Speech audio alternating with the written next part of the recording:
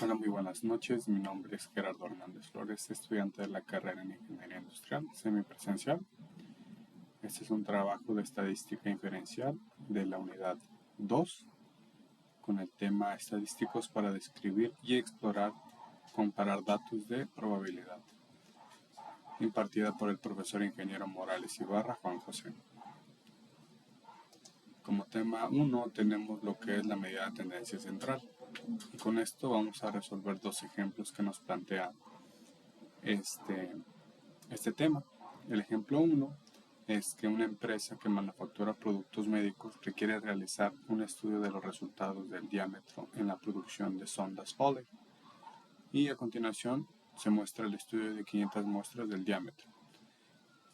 Y se tomaron 25 muestras cada día durante 20 días al mes. En este ejemplo debemos de obtener la media y mediana de la muestra recolectada.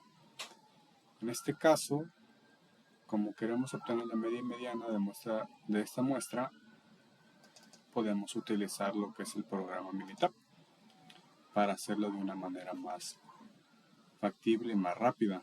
En este caso, como primer ejemplo, primer paso, debemos de tomar las muestras, el día y el diámetro que se obtuvo ese día. Los colocamos, los registramos y para esto, una vez registrados, son 500 muestras y obviamente pues de hacerlo de una manera tediosa a mano, optamos por usar este programa y tenemos que irnos a estadísticas básicas, mostrar estadísticos descriptivos.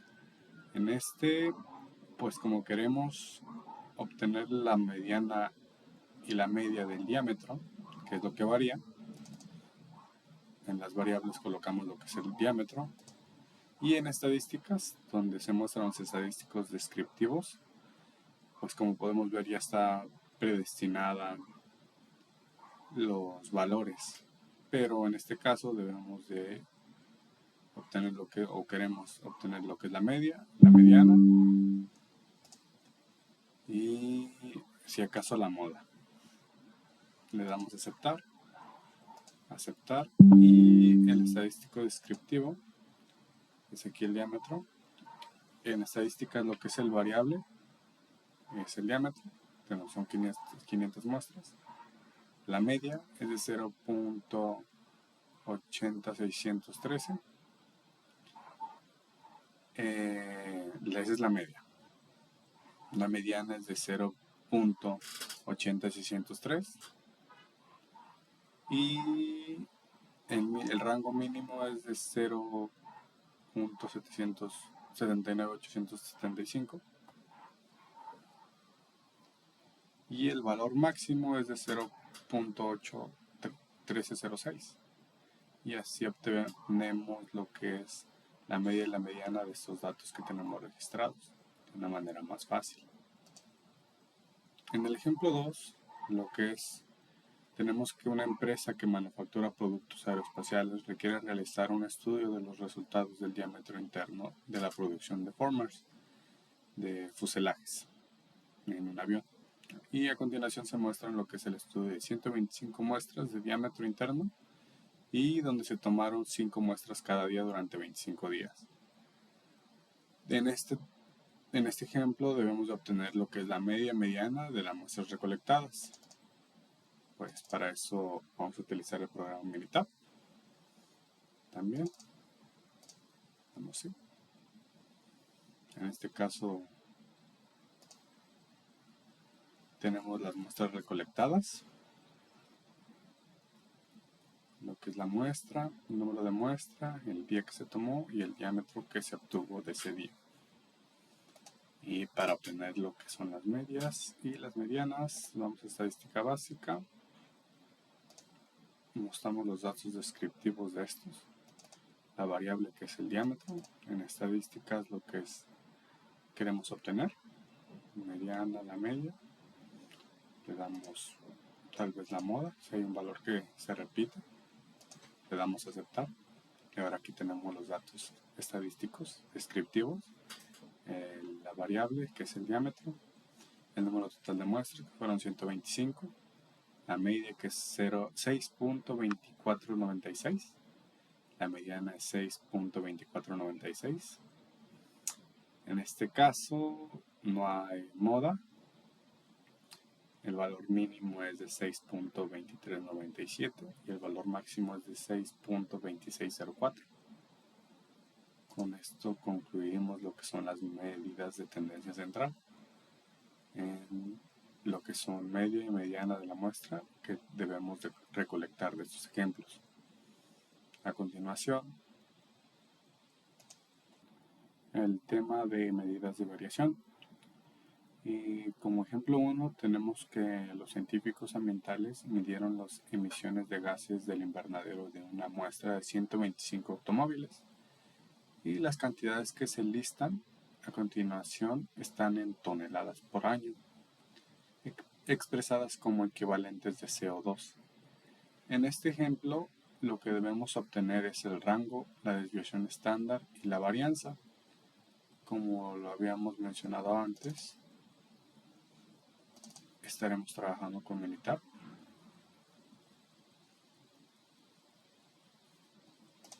Y para eso debemos de registrar los datos del número de automóviles que se sometieron a esta investigación y que fueron 125, y las 125 datos de las toneladas de CO2 al año que emiten esos automóviles. Y el ejemplo lo que nos pide es que debemos obtener el rango, la desviación estándar y la varianza. A continuación nos vamos a estadísticas básicas, mostrar estadísticos descriptivos, en este caso lo que es las toneladas por año de CO2. Y estadísticamente vamos a mostrar lo que es la media, desviación estándar, la varianza que la pedía, tocamos la moda tal vez, y lo que es el rango. El rango, aquí está. Aceptamos, le damos a aceptar. Como pueden ver, los datos estadísticos descriptivos, que son la variable, las toneladas de CO2 por año, el número total de datos, que son 125, la media es de 9.071, el valor máximo es de 12.892, el valor mínimo es de 5.961, el rango mediano es de 8.900.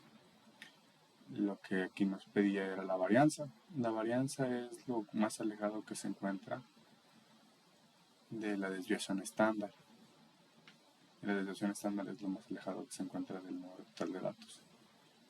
Entonces aquí se puede percibir lo que son estos datos que se nos piden.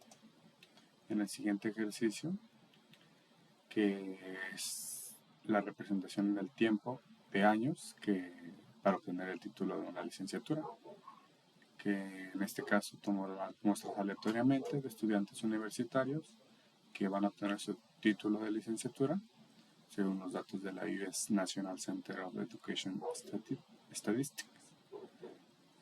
Dice que debemos obtener el rango, la desviación estándar y la varianza. Para esto vamos a utilizar también Minitab. Vamos a ver.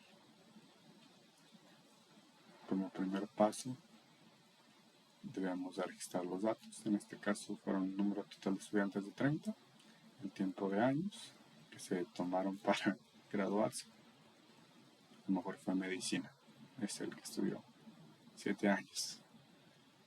Estadística básica, mostramos datos estadísticos. En este caso la variable es el tiempo. Estadísticamente vamos lo que es a necesitar la varianza, el rango, en este caso la moda, y listo. La varianza ya está, el rango y lo que es la desviación estándar. La desviación estándar. Aquí está, desviación estándar seleccionada predeterminadamente. Le damos en aceptar. En los datos estadísticos descriptivos tenemos lo que es la variable, que son el tiempo de años, la media, que son el número de datos, fueron 30, la media son 5, el valor mínimo que fueron 4, el valor máximo fueron 8, el rango fue de 4, la desviación estándar fue de 1.050, la varianza fue de 1.103 y así es como lo calculamos en este programa. A continuación, las medidas de posición relativa y gráficas de caja. Como primer ejemplo tendremos el peso de Coca-Cola regular y Pepsi regular en libras. En esta ocasión utilizaremos la misma escala para construir gráficas de caja, pero los pesos de las libras en Coca-Cola regular y Pepsi regular en los siguientes conjuntos de datos que ahorita les mostraré. En este ejemplo utilizaremos las gráficas de caja para comparar los dos conjuntos de datos. En este caso utilizaremos Minitab y lo que son los 36 datos del peso de Coca-Cola regular y Pepsi, el peso de Pepsi regular.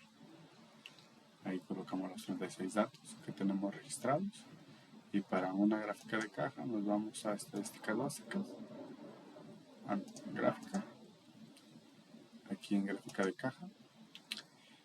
Podemos hacer una gráfica simple, pero eso solamente cuando solamente tenemos un dato. Pero en esta ocasión tenemos más de uno. Entonces utilizaremos múltiples y, que es y1 y y2. Le damos a aceptar. En este caso las variables de la gráfica son el peso de la Coca-Cola regular y el peso de la Pepsi regular. En escalas, aquí no moveremos nada. En etiquetas, el título de las gráficas de caja, que serían peso de la Coca-Cola regular,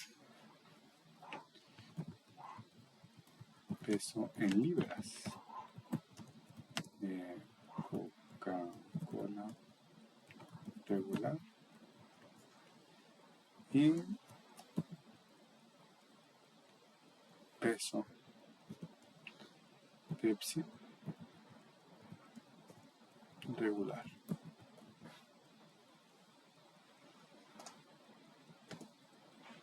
Vamos a aceptar. En los datos que vamos a presentar, en este caso va a ser la caja de rango, intercuartiles, los símbolos de los valores atópicos y si acaso solamente esos dos. Para iniciar múltiples gráficas, no. Zonas de datos, aquí no la moveremos, le damos a aceptar y ya generamos la gráfica de caja. En este caso podemos observar que las gráficas de caja, en lo que es el peso de la Coca-Cola regular, está más grande y la Pepsi es más compacta. Esto nos sirve para hacer una comparación de datos. Y así que la descripción, si colocamos el cursor aquí, nos tiene que aparecer lo que son los 5 datos. Y esto nos sirve para señalar la mediana, los cuartiles y los sublayers, que los sublayers tienen una variación especial y se encuentran alejados de todo este conjunto, que serían estos símbolos que están aquí. Variable, peso, Coca-Cola regular, el primer layer es 0.8044 y aquí tenemos otro layer. Pero pues primero lo que es el número total de datos, que son 36, vamos a darles lectura. En este caso los bigotes, que son el rango extremo más chico y el rango extremo más grande. El rango intercuartil, que es de 0.065. Vamos a iniciar el primer de manera ascendente a la izquierda, que es el cuartil 1, el más pequeño, que representa el 25% de los datos, es el 0.8144. La mediana, que se encuentra en el centro de todos los datos, que es el 0.8171. el cuartil 3, que es el 75% de los datos, que es el 0.821. Y como pueden ver, así se lee esta gráfica. También esta otra gráfica que es de la Pepsi regular. El número total de datos son 36, los mismos que Coca-Cola. El rango mínimo y el rango máximo, que es de 0.8139. Y el valor máximo, que es 0.8319.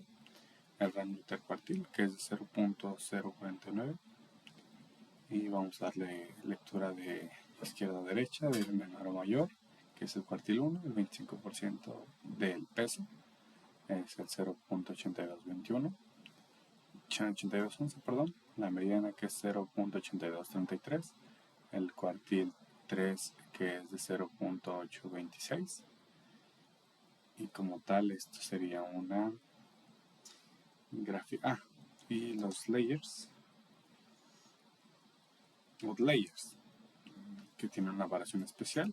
Aquí tenemos dos, que es el símbolo de valor tópico que se encuentra en la fila 31, que es el Pepsi, bueno, que es en la tabla, es el 0.8401, y tenemos otro que es el 0.8388. Como podemos ver, están distribuidas. Esta es más pesada que esta es más compacta, y así se le da lectura a gráficas de caja. Aquí también tenemos el otro ejercicio, que es de la clasificación de crédito FICO en USA, donde se obtuvo una muestra aleatoria simple de calificaciones de crédito otorgadas en la FRESIA FICO, y los datos se representan a continuación. Debemos de construir una gráfica de caja que incluya los valores del resumen de los 5 números. En este caso, los 5 números ya se han mencionado, que es el cuartil 1, la mediana, el cuartil 3, el rango y todo eso. Bueno, para aquí son 30 datos, que es el número de crédito y la calificación del FICO. Nos registramos y generamos la gráfica de caja. Nos vamos a gráfica de caja, múltiples Y simple, porque son dos datos.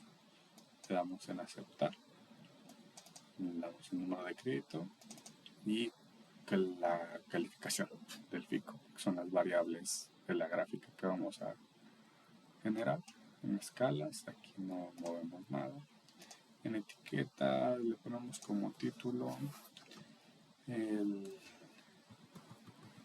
créditos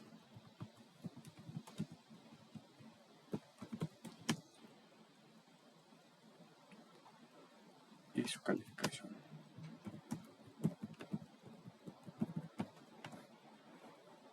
Vamos a aceptar los datos que nos vamos a requerir, bueno, que es la caja de rango intercuartil, que nos genera los 5 datos, si acaso la caja de rango y los símbolos de valores atómicos. Le damos a aceptar. Como pueden ver, aquí percibimos una gráfica de caja mucho más compacta, ya que no hay tanta variabilidad de este número de créditos. Los números de datos son 30, y lo que es el rango menor, que es de 1, el rango mayor, que es de 30, el rango intercuartil es de 15.5, y le vamos a dar lectura de mayor a menor, descendente a ascendente, que es el cuartil 1, del 7.75, es el 25% del total de número de créditos. Lo que es la mediana, que es lo que se encuentra en el centro de los datos, es el 15.5%. El cuartil 3, que es el 23.25%. Y aquí en la calificación del FICO, se muestra una caja más grande porque seleccionamos el rubro del rango. Entonces toda esta caja, tanto de la línea inicial superior a la inferior, es el rango. Entonces se genera el rango, y aquí la caja más pequeña donde se encuentran los cuartiles. El número 30, que es el número de datos, el cuartil mayor, los bigotes, que son el dato menor, 568.187, y el mayor, que es 985.659. El rango intercuartil, que es de 172.180. El cuartil 1, que es el 25% de los datos, el 690.161. La mediana, que es lo que está en medio de los datos, que es el 751.798. El cuartil 3, que es el 75% de los datos, que es de 852.342. Y así le damos lectura a una gráfica de caja.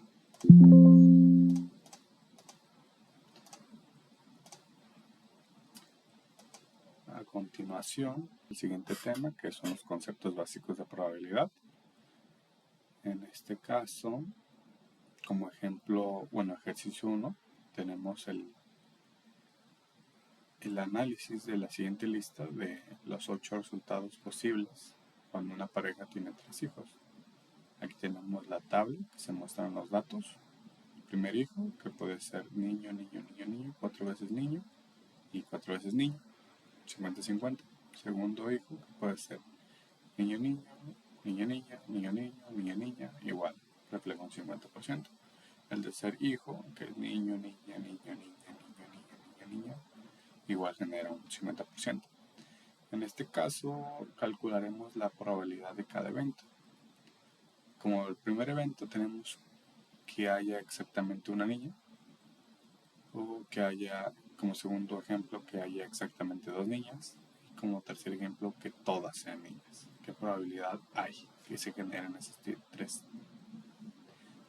posibilidades?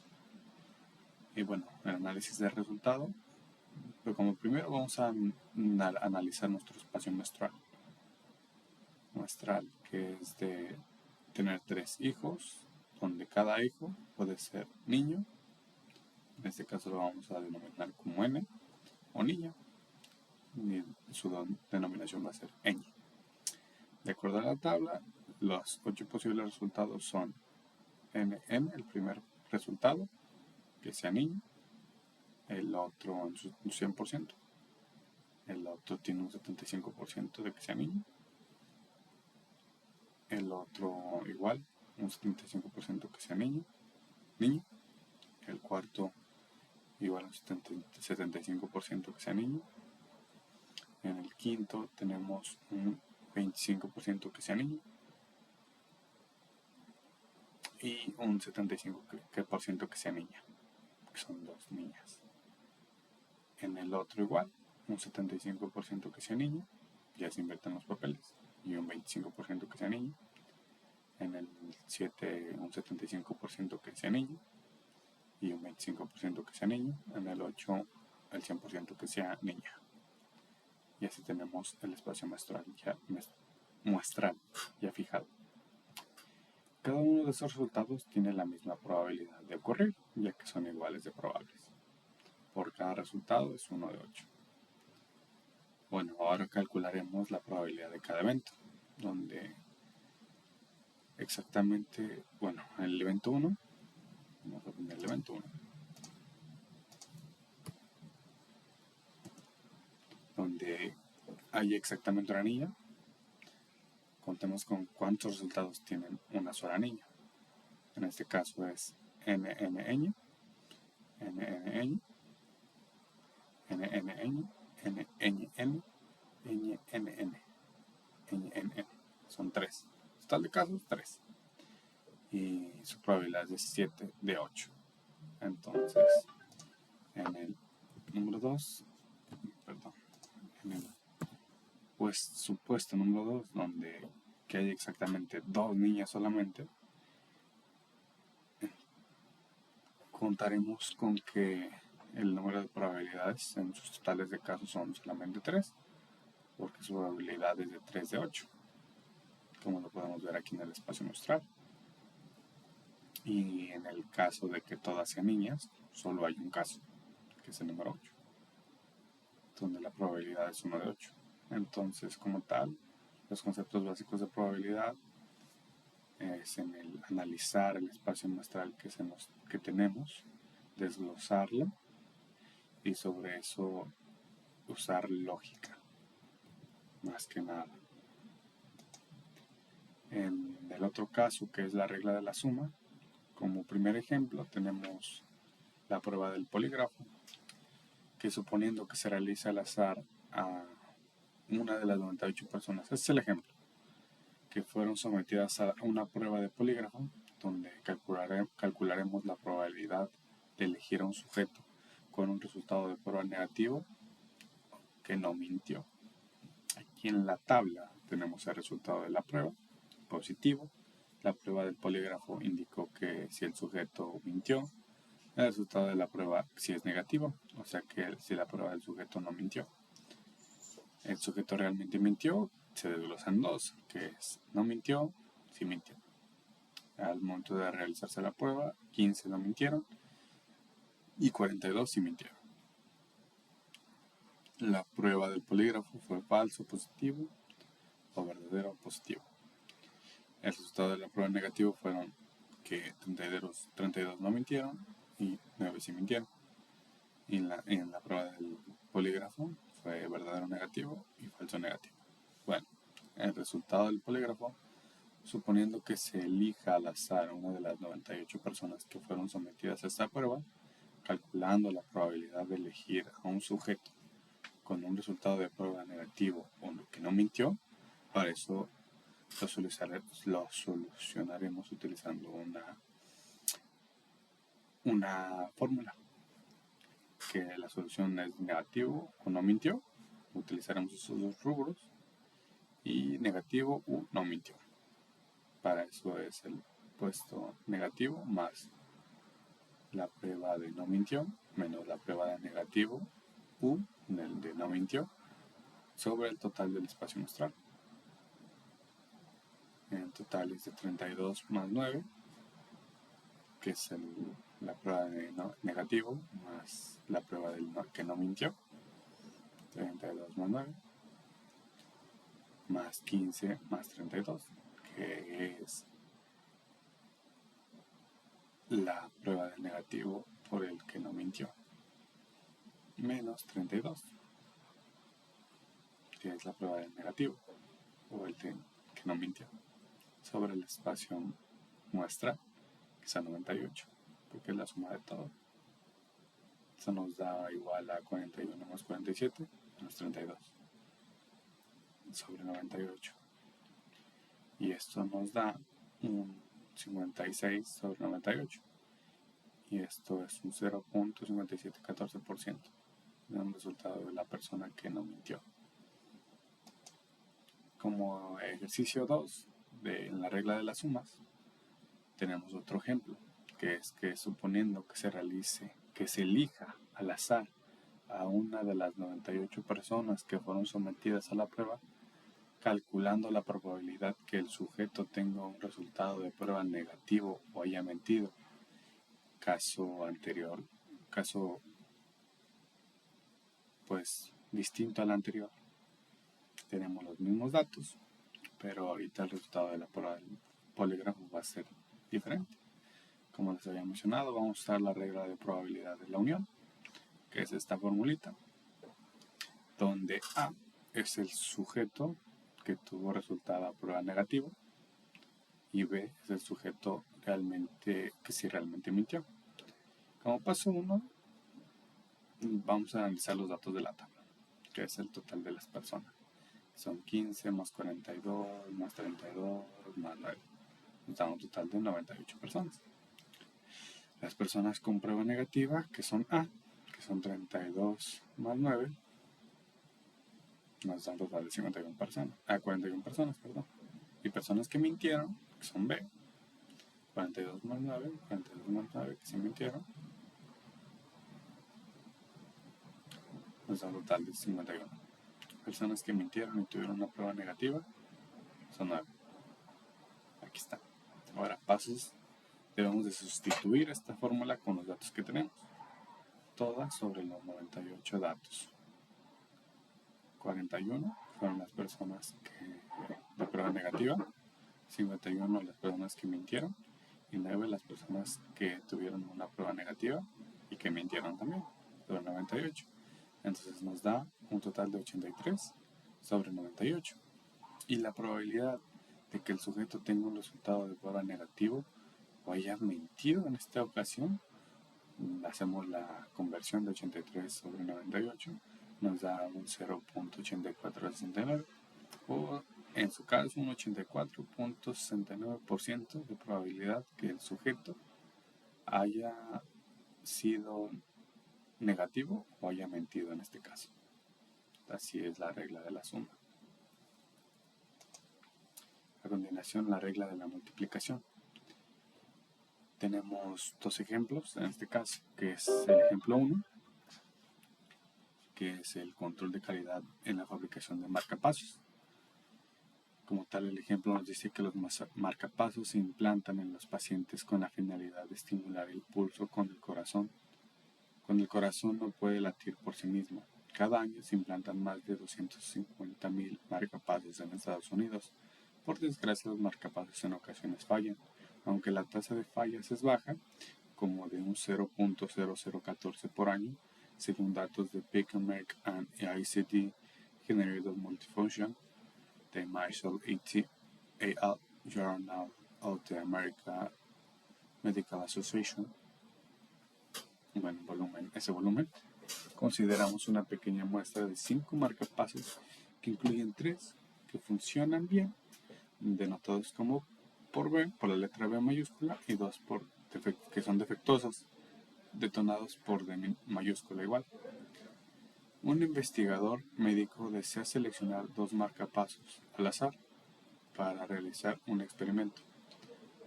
En este caso vamos a calcular la probabilidad de que el primer marcapasos seleccionado funcione bien, que es B mayúscula, y que el segundo marcapasos también funcione bien.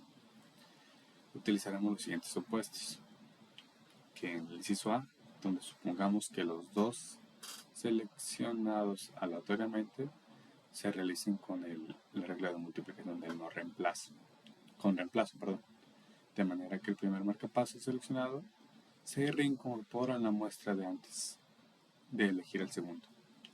Y en el supuesto B, donde vamos a seleccionar aleatoriamente igual, se va a realizar pero sin reemplazo, de una manera que el primer marcapasos seleccionado no se reincorporará a la muestra antes de elegir el segundo. Y pues el resultado, antes de proceder y para mayor claridad, será útil visualizar los 3 marcapasos que funcionan bien y los 2 marcapasos defectuosos como muestras a continuación, que es B, que es de bien, y de defectuoso. Solamente son 3 buenos y 2 defectuosos. Si los 2 marcapasos se seleccionan al azar con reemplazo, las 2 selecciones son independientes, ya que el segundo invento no se ve afectado por el primero en cada selección.